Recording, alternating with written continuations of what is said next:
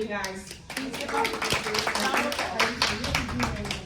Yeah, thank you. Oh, that's London. Thank you, Patricia, You're and, so welcome. and the entire club for having me here. My name is Oliver Larkin, raised in Fort But I know Lauderdale, it's currently live in Boca Raton. Yeah. Previously lived in Deerfield Beach, just right down the road here on West Hillsborough and Powerline Road. So I'm very familiar with the area.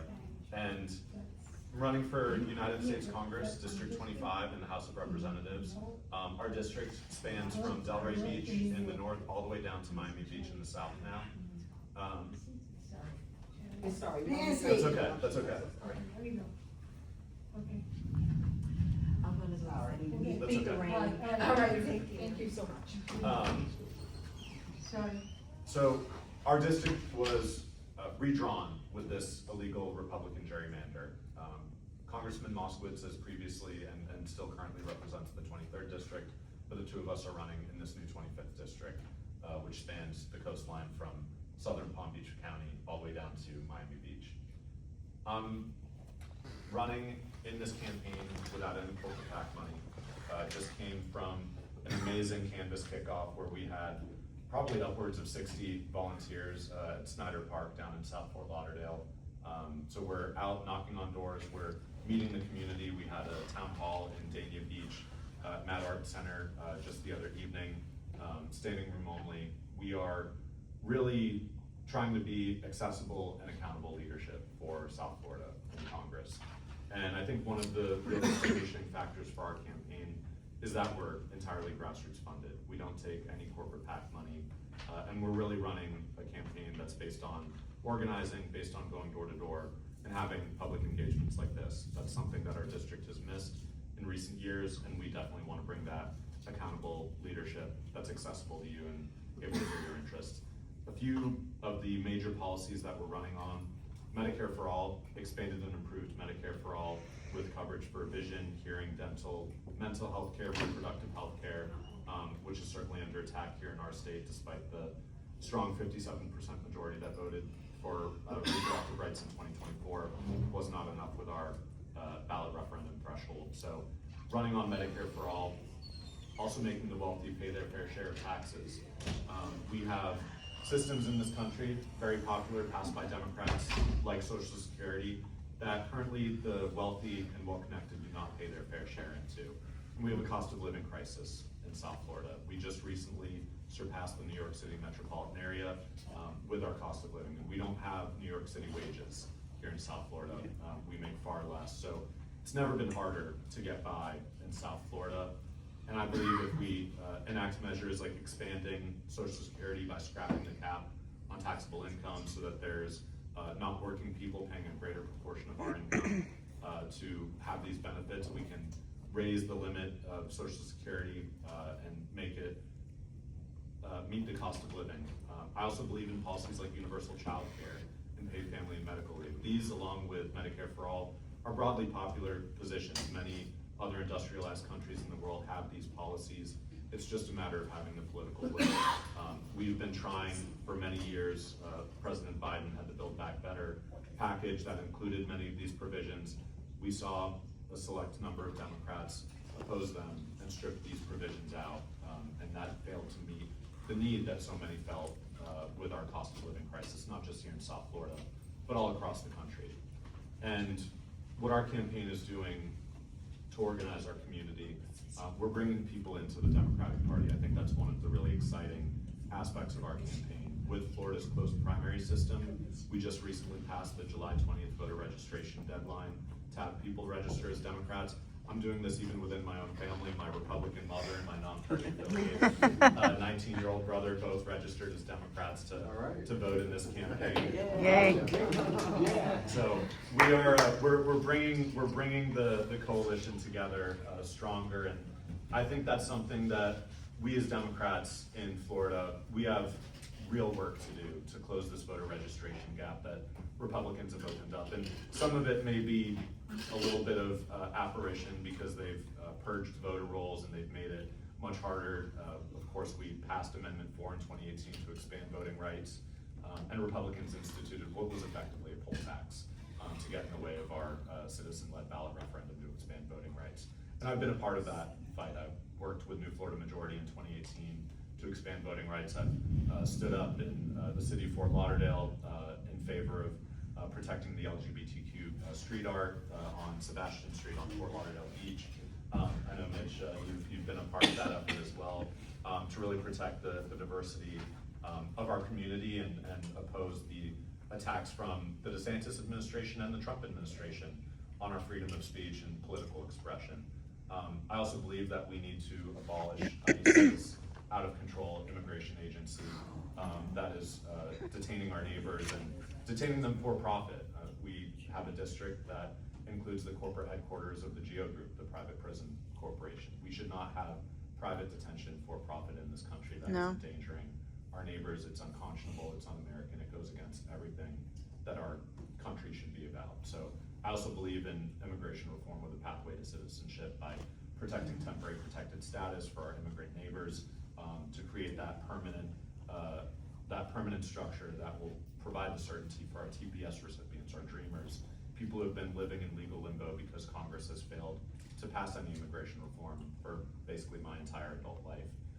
So these are some of the policies that I'm running on, that I care deeply about, and really just want to be here to serve you all. I'm running to be a representative for everyone in the 25th district, and this is one of the most important races in the country right now. We have an opportunity to take back the House of Representatives. I believe that Republicans have dummy-mandered our state. I think they've bitten off more than they can chew, and the energy that we're seeing and the momentum that we're generating by going door to door, I think is really going to yield some great results for us in November. But we've got our August 18th primary that we have to look forward to first, and of course ballots are in the mail. So hopefully you all have already voted or making a plan to vote, and we'll tell others in the community. But I'm here.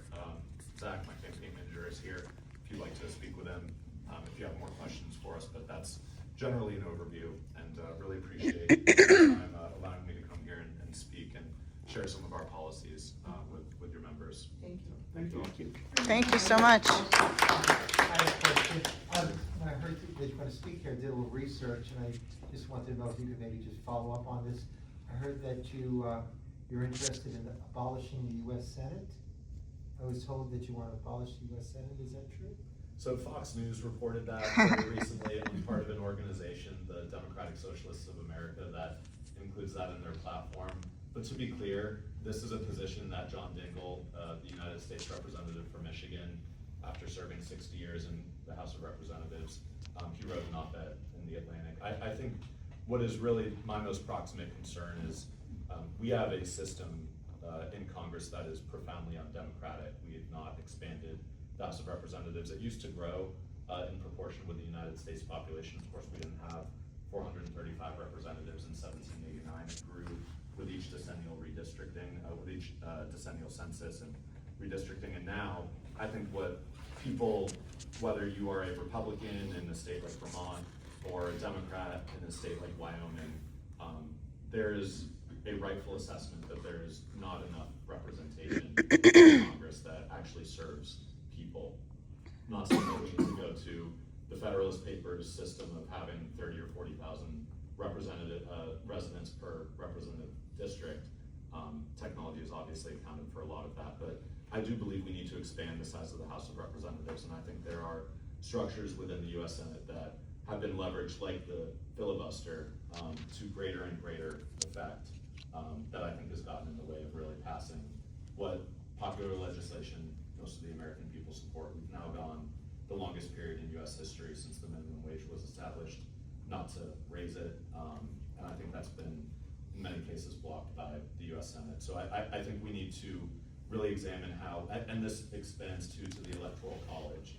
There are a number of states, not quite an Electoral College majority, but many that have signed the compact to send a popular vote winner to the White House. I just think we're in a moment where in our lifetimes we've seen 2 out of 4 presidential elections elect someone who did not win the popular vote. And I think this is really eating away at the fabric of our democracy. So I would like to see some real profound changes, but I believe doing it through the process of constitutional amendments and building coalitions in Congress and scientist and, running for electoral office, I know I'm gonna need to work with people that may not always agree with me, but my North Star is really making sure that our democracy is more accountable to the people. Moskowitz has been congressman for 2 terms already, 4 years. Watching him being in office, what do you see about him that you feel that you can do different or better? What is your opinion on that? Yeah, I think being here, for one, I've not seen him over the course of the campaign. I've been running for 13 months. He's not had any public town halls since he was elected. I know he meets privately with chambers of commerce or different groups in private settings, but there's not been the open forum where he can hear feedback from the community more broadly. And I would really seek to continue this level of public engagement while I'm in office. I think also some of the actions he's taken joining the Doge caucus. I know he said it was purportedly to provide oversight, but he also took a $10,000 corporate PAC check from Elon Musk in the months after, which concerns me and I think concerns a lot of people here. Certainly his decision to be the only Democrat in our state delegation to vote for the Laken Riley Act that gave ICE all of this power after Trump openly campaigned on mass detention and deportation. I would really seek to have a more just and humane immigration policy that also respects our constitutional and civil rights. So I think those are some of the real delineations of where we differ on policy. I think also when it comes to just taking the corporate PAC money and then some of the ways that he hasn't necessarily spoken out, like Florida Power and Light, for instance, raising our rates by $7 billion when he's taken $27,000 from NextEra Energy. It is difficult for him to speak out for those basic cost of living things, and I think that's the freedom that I have by being a grassroots funded candidate, that I can go to DC and advocate forcefully, just based on the people and not who I'm depending on for my campaign contributions. I'm sorry, one question for you.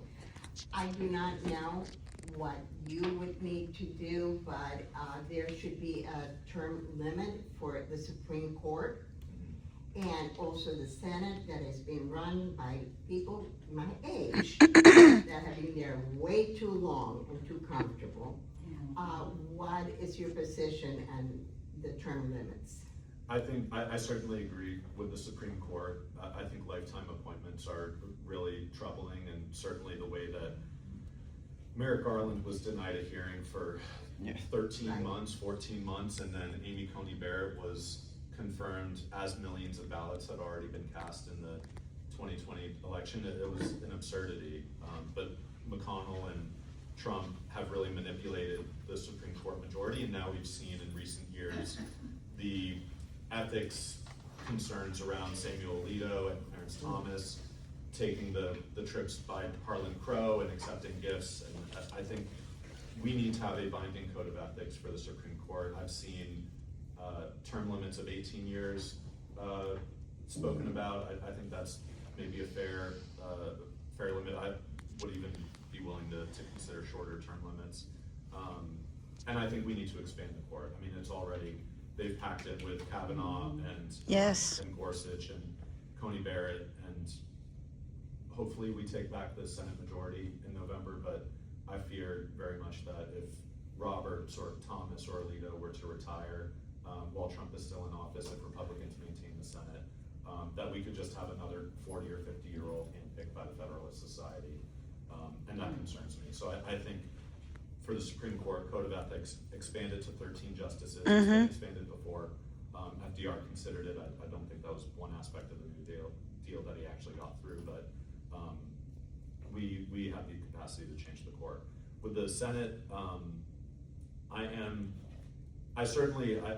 agree with the impulse that the body has gotten too old and we need to bring new energy in.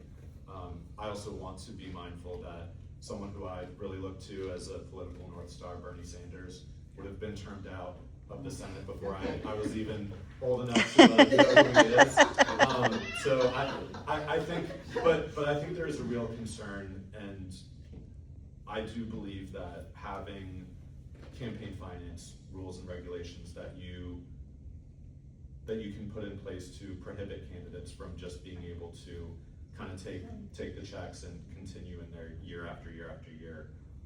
I think that's something that could alleviate some of those concerns. I'm not saying it would alleviate all of them, but I do think in the legislative body, it does not hurt to have people who are more experienced. I certainly don't want to see situations like with Senator McConnell or Senator Feinstein in recent years where senators are incapacitated and unable to serve their constituents.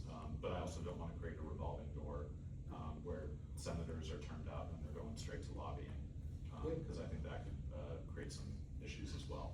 So I'm willing to consider it, but I'm not totally as firm on term limits for the Senate as I am for the Supreme Court and the judiciary. Thank you. Any other questions? I have a question. Mr. Larkin? I have a question. Ms. Sandra Jackson. Okay, I have a couple questions. My first concern is, how can you help the residents of Florida with everything with insurance, for car insurance, home insurance? It's ridiculous. And another one, how can we stop these, buyers that buying our property up from overseas and making the rent go up and making our properties more expensive where someone can't buy it? And the last one, I'm gonna give you the next one, okay? I have a disabled grandchild that was born 1 pound, okay? Because my daughter, I mentioned Espinel, she is an engineer for Espinel, she's an executive. Because of her income, she's just her daughter, and the baby. And you know, when you buy a house, because she's young, when she bought it, it's expensive, okay? He can't get a check. He's not allowed. She had to fight even for his medical. It was cheaper for her to go on, I guess, the Medicare, because her insurance will only pay a limit amount, which is crazy, okay, her employment insurance. So that way she get a little bit more help, but still, she still has to fight for everything for her baby. I think she had to put them on like a med waiver or something. You may know about that stuff. And I don't think it's fair, because to me, a disability is a disability. How can you help those families with disability, whether they're elderly or young? Because they should not have to go by somebody's income in order to receive disability or get any kind of help. And they shouldn't even be able to fight. You shouldn't have to fight for Yeah, stuff. I have a similar But question. that we're in the United States, where we take money and they spend money and do stuff, where that money should be going to the people that live here, that help build this country, that want to live in this country, but they don't help our people. You know, when I say our people, I'm not just saying blacks, I mean everyone, okay? So when I say our people, you know, a lot of people say, you know, our people mean that. But I mean everybody, okay? 'Cause my family, Tricia and Jay is all mixed up. So that's my concern, and those are some of my concern. And how can you help by being one person?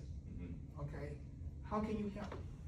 Yeah, regarding property insurance, this is something that we hear about a lot. I was just canvassing in Edgewood and South Fort Lauderdale, one of the neighborhoods that was really affected by the flooding in 2023.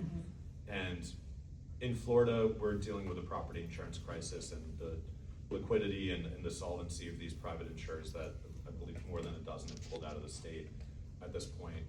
We're dealing with it because of flooding and hurricanes.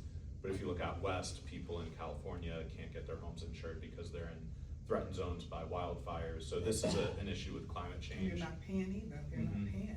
Yeah, and if you file a claim, we had a town hall in Miami Beach at a condo building, and in some cases, if you file a claim, you could get dropped from your insurance just because they don't. Or they go up. They don't want to deal with it.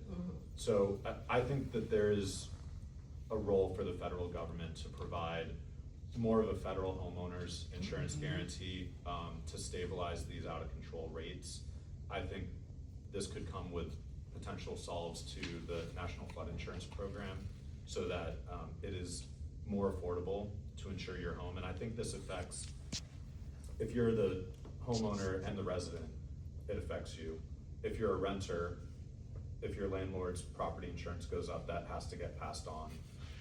If you're a condominium owner, when you get a special assessment that raises it makes the market that much tougher, Right. for the condo market. So I think it affects the entire housing market in Florida, and I think a national, homeowners insurance guarantee could help stabilize some of those rates and bring them down. I mean, I've spoken with, seniors, like retired veterans on Social Security, who thought they were buying their retirement home, and their property insurance bill when they bought it was $3,000, and then $6,000 a year, and how are you gonna make that up on fixed income? So I think that's what I would do, to stabilize, property insurance rates.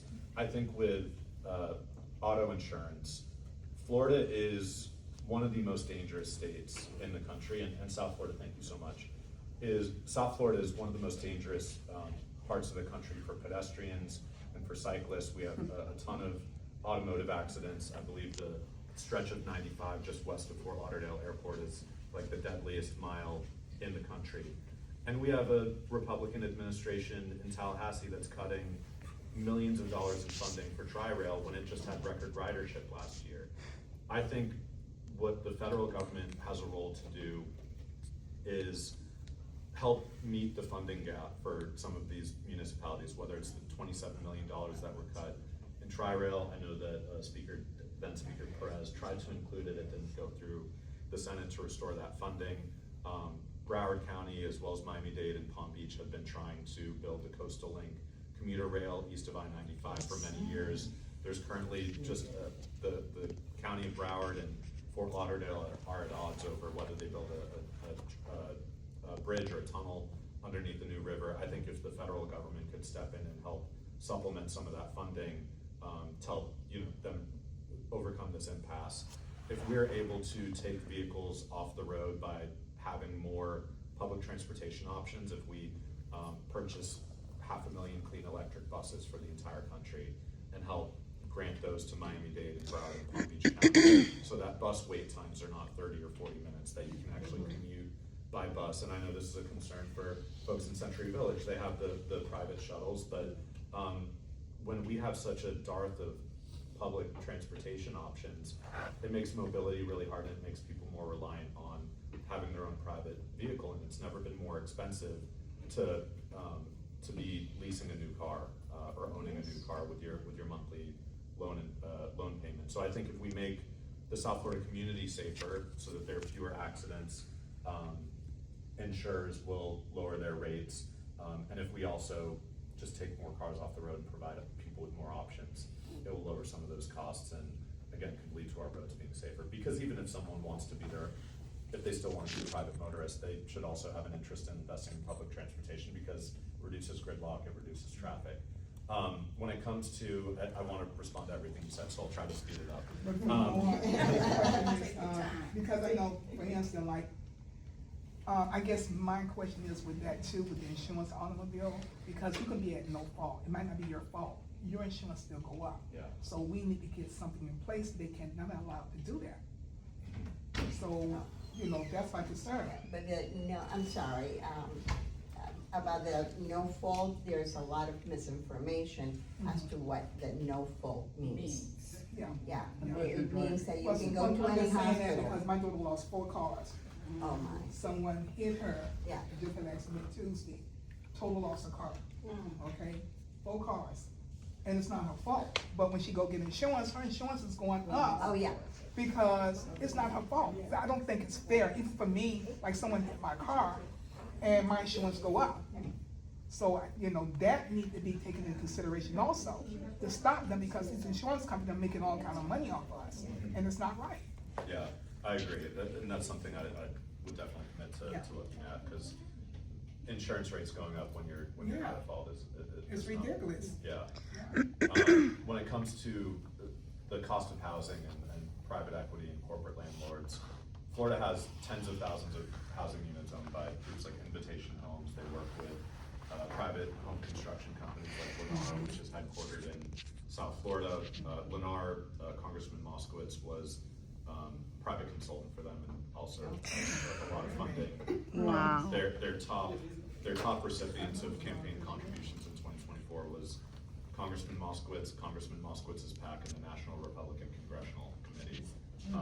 And when these private home builders and corporate landlords are working in concert to create these just perpetual rental communities, it affects the entire housing market.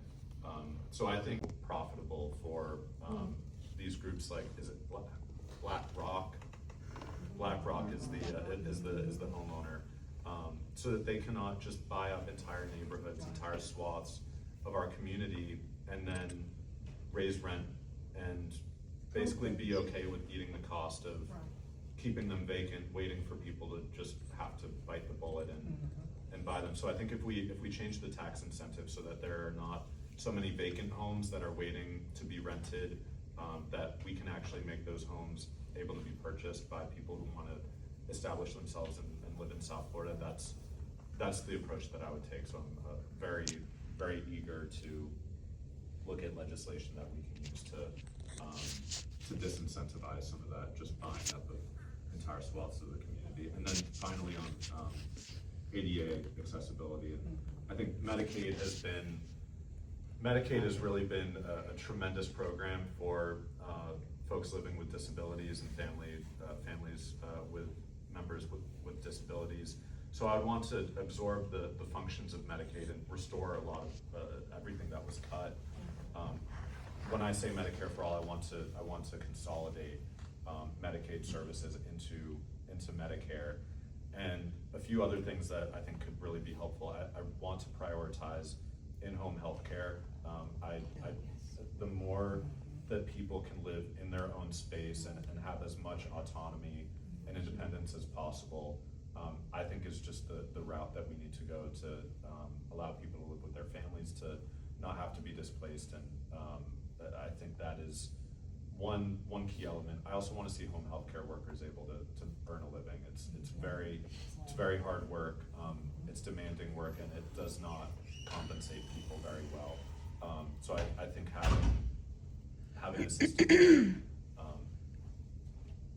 with public insurance, not having to worry about, are your claims running out, or do you need to spend a certain amount before hitting your deductible, before your insurer will pay in, or having coverage limits. These are things that fall the most heavily on the disability community, on people living with chronic or terminal illness, and people should not be forced to dip into their own pockets for the misfortune of just living with disabilities, or having a family member living with it. So I think that would be the direction that I would want to go, just to improve that quality of life and make it not so economically burdensome. I had a similar question, like to the Medicaid disability question. Yeah. I missed that. Yeah. So if we can flip, and I think this is why I'm so excited with the field program that we have, because I'm really excited to flip 106 to help elect Todd Delmay to replace Hillary Cassell, who was elected as a Democrat and then flipped her party. We've got Mike Ferguson, who's a great young guy, running to Chip LaMarca, the Republican, is termed out, in Coastal Broward. I think we can take that seat. And then I believe we have Peggy Gossett-Seidman in Boca Raton, who's currently being challenged by two Democrats, and Boca just elected our first Democratic mayor in 30 years. So I think there's... Oh, that's great news, that's right. Yeah. So we in South Florida alone, and there are races like this across the state. We've saw Emily Gregory flip Mar-a-Lago, House District 87. We saw Joe Nathan flip. That was poetic. The state Senate seat that Jay Collins vacated over in Hillsborough. So I think we have a real opportunity to not only, hopefully we can elect a Democratic governor, but break these supermajorities, these veto-proof supermajorities in the legislature, and put more of a check on our state government. So that's what I'm feeling optimistic about. May I say that, just to get back to what you said. It's atrocious that in the state of Florida, we have the lowest average starting teacher salary in the country. It's absolutely atrocious. And it's even more atrocious that the state Republicans think that it is a sane solution to arm teachers to prevent school shootings. no. We need common sense gun safety legislation, universal background checks, Absolutely. Wait till they put it in a drawer and one of them children get hold of it. Exactly, so we. We have children, we have teachers that can actually lose it and in a classroom. Right. I wouldn't allow that, and I work for a That's university right. in New York, you gotta be nuts. I just wanna say this, my All grandson right, went to, anybody else? I just wanna say this, my grandson went to an event in church, he was working at the church this summer.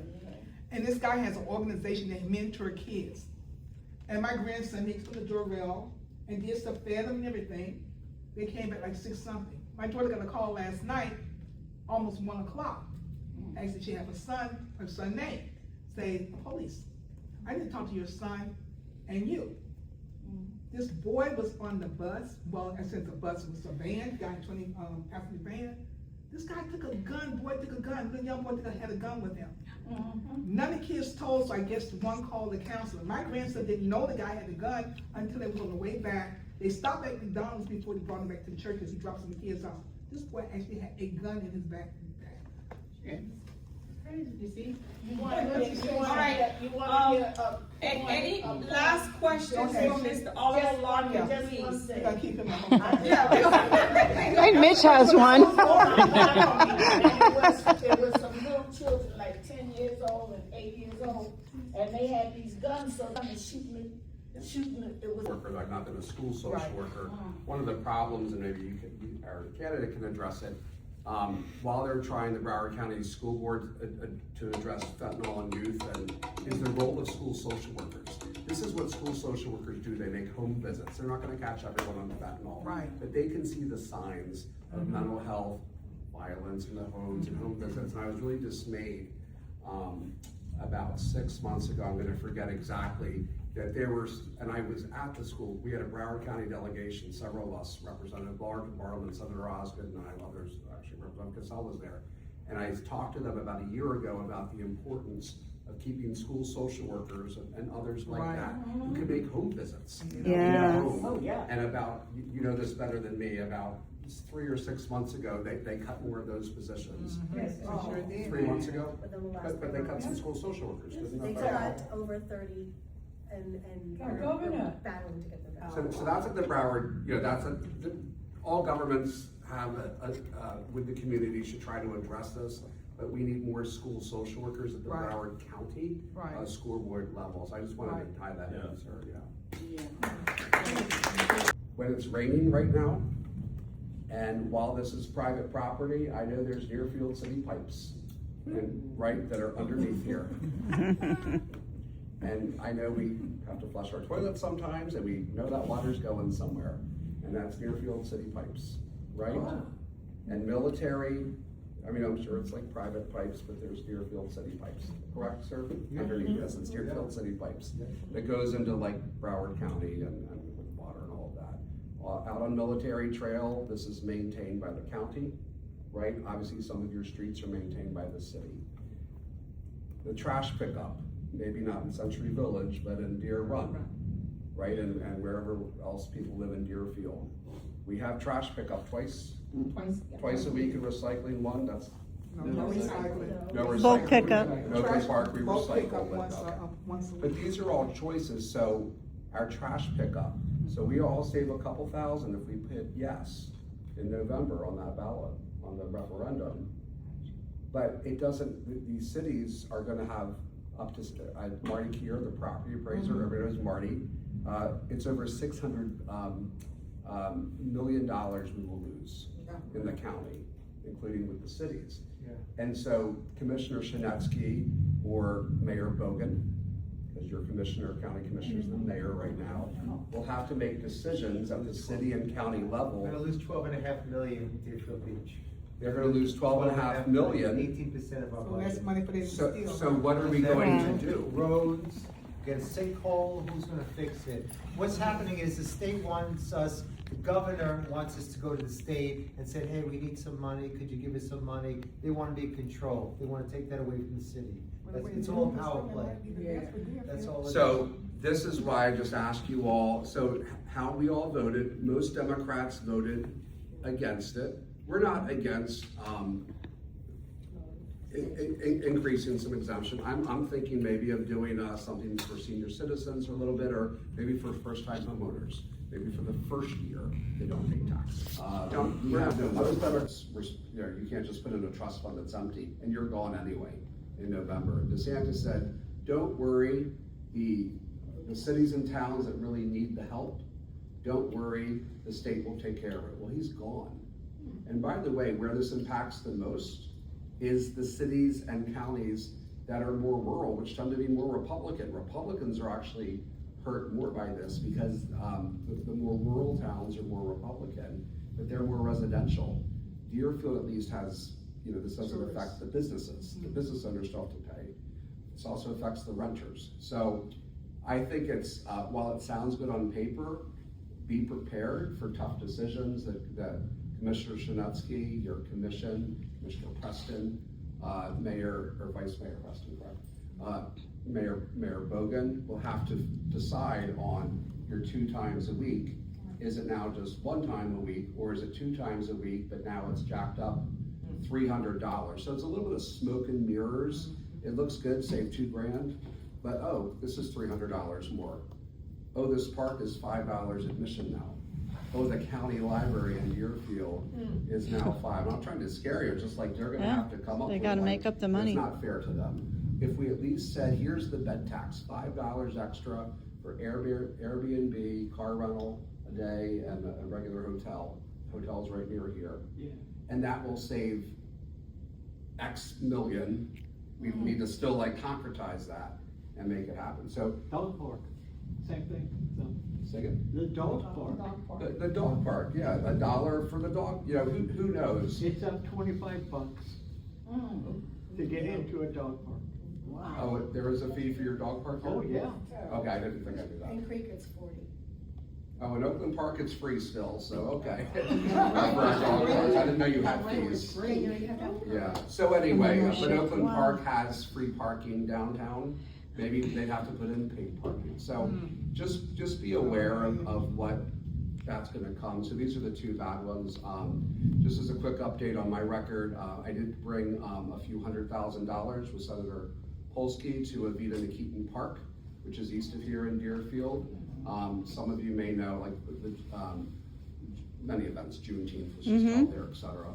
There's a basketball pavilion, which also is a gathering place for, you know, during the pandemic, COVID, and some of you probably have gotten there to get your shots and stuff. Well, that couple $100,000, I think it's $250,000 that we got for the state, the city of Deerfield will have their own matching money, and that will be for a pavilion. So the kids, when they're playing high school, aren't baking in the sun. I understand there's one in, I talked to someone on the commission, I think it was Commissioner Hudak, who said there's one in Sunrise that's like that. So anyway, there will be a pavilion that the commission, or Margate is, so there will, sorry, so that will be, I think, similar to the one there. Also, did get we're in Deerfield and Pompano, what's called a Florida Children's Initiative. So to help out at the Blanche E. Lee High School, Sanders Park and Blanche E. Lee area, which is somewhat of an impoverished area, some money from the state, that's through the Ounce of Prevention Grant, and that's going to help with affordable housing, youth mental health programming. So we all hear of the school to prison pipeline. This is an anecdote. This is called Cradle to Career. Oh, If you nice. haven't heard that phrase, I think I heard look at that, that. yeah. That was newer for me too. Cradle to, wow, look at that. Rain. Cradle to Career. Wow, So, so those are just some of, also income. was able to get a bill passed, signed by the governor to help veterans, to have landlords rent their apartments more to veterans with an incentive program. So that will hopefully help out our veterans who are, we know, are a vulnerable population. So with that, I'm here to answer any questions. I'm not talking about my campaign because I've got this on, so I'm in the state representative role. But if you have any questions, I know some of you have already been in touch with my staff, but let me just say this too, because I know we're kind of, but I'll still take your questions. We did, months ago, my staff did a flow event for driver's licenses. I don't know if any of you remember that. We brought the state driver's motor Yes. vehicle. Last month? Yes. Oh, yeah, I took It's a advantage deal. of that. Did you? That was the most convenient thing. Yes. Yeah, and that's why my driver's license number changed. Yes. So Yes, now you're I aware did it that in you're- April or May it was, and then you guys came again and did it in July. Yeah. Yeah, we did it a few times around the district, so we're gonna continue to do that. Some of you might know Abby, is it Ajayi? Who is our tax collector. She's supposed to, any minute now, take over driver's licenses instead of the state, which would be phenomenal. So we haven't talked yet about how perhaps hopefully she'll continue what the state does with our offices to bring driver's licenses and IDs, or not just driver's licenses, but the voter, or the state IDs to you all, in convenient locations. Yes. And that's what you were talking about. Yes. Yeah, they did that at Northeast But Local are Park. there any questions or It comments? was amazing. That you have right now? Just a comment, I totally agree. No, on the taxes that DeSantis is proposing is going to be bad for all of us. So I Agreed. totally thank you for opposing it. You're welcome. It needs it's a 60% threshold. Right now, think of the highest building near Deer Run, which is that senior high rise, Yes. which is 6 or, not sure, stories, Yeah, it's about 6. whatever it is. And that's no more than a mile away, right? Right, that's it. They will not do this. And you're zoned residential. Right. But they could even say, okay, fine, we're just gonna stay residential. We're gonna make it 6 stories. Fine, Deer Run, we'll give you a park. We'll give you an extra park just to make you happy. This is how they could be. But it's for affordable housing. We're gonna have 20% of the units be, barely affordable housing. Still, you have to make, 70,000. It's not for the truly poor. And Commissioner Shinetsky and his Planning and Zoning Board and his commission, including him, and Mayor Bogan have nothing to say about it, except to make sure the fire exits are up to code. It's supposed to be up to code. That brings a 6-story building. Pretend this is the Deer Run neighborhood. A 6-story building, well, even here, there are 3-story buildings, right? So so you may not want a 6-story. So that's some of the problem with the Live Local. It stops local government, and we just have, we need, the thing is there's Republicans that have been local officials too. There's city commissioners and county commissioners, but by and large, it's pretty partisan on that for the Live Local. I don't know why Democrats are more about local government, because we are, than the Republicans, but that seems to be how it plays out. But I can get back to you on the year in some sense. Anyway, I don't want to take more of your time unless there's any more questions. Commissioners and county commissioners can only educate. But yes, I've educated you, and now I can opine with my opinion, because I'm a state representative different. Absolutely vote no. But guess what? The police unions, which tend to be more conservative, are going to come out against it too. Because except for the schools, which the Republicans, in a good way, protect it, say, no, we're still gonna protect public education, so we keep giving the vouchers out anyway. But the police and the fire, the police union. So I don't think this is gonna get to 60 with the police unions. You're gonna see did you say the fire unions are out now? I know that, the Fraternal Order of Police went out just this week against it, and I do know from inside sources, firefighters are not. Yeah. are behind. Yeah, so you're gonna see, I think it's gonna fail. It's good that it brought this to our, because it makes me think, well, how can we help seniors, right? I did a bill on helping low-income seniors who didn't get on the agenda. How can we help